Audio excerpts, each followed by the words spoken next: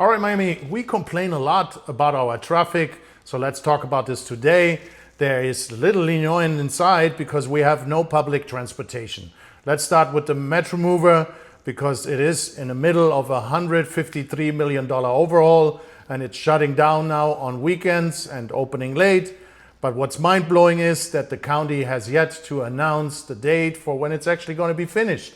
So we apparently can never fix anything here on time or on budget.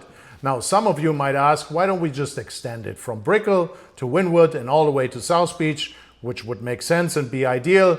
But also, why don't we have a metro rail that takes us from South Miami all the way to Aventura?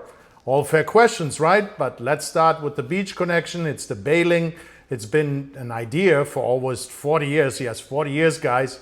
And every single time they do a study, nothing ever gets built. The price then doubles and we spend more money on studies for nothing again.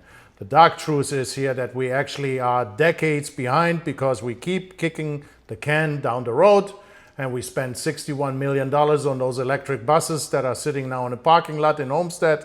And yes, this year's budget doesn't even add service. It cuts 12 bus routes and drains the funds that were supposed to pay for the future rail. So now the working class who rides those buses early mornings and late nights basically are told, go take an Uber, guys. Meanwhile, our city keeps growing, more towers, more people, more construction cranes on every single corner. The city grows, the traffic grows, the road rage grows, the accidents grow, and it will never fix itself unless we do something about it. So now you might ask, but Alex, every big city has traffic, Miami is just growing, and I'm sure that's true, but smart cities also build transit to keep up with it. But we studied for decades and never built anything, and we cut the routes that we already had.